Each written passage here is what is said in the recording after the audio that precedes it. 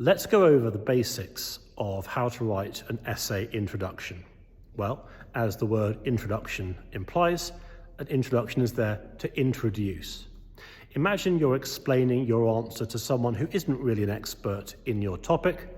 Provide a little bit of background to your question, a little bit of context, explain why your question is important.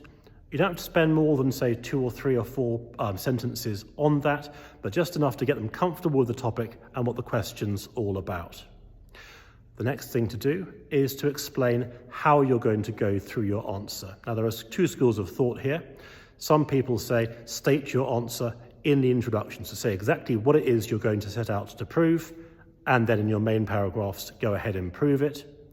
Other people are a little bit more circumspect, and they say, well, you have to give your conclusion in the introduction, but say, this is how we're going to approach the question. So we're going to approach the question by going through these individual areas. Either way, one or the other, that's the next thing to do. The final thing that's relevant in some cases in an introduction is if there are any key terms in the essay question that you feel need to be defined in order to make your question workable. If that's the case, explain the definition that you are adopting for the purposes of your essay. And there you have it. Those are the main elements of an essay introduction.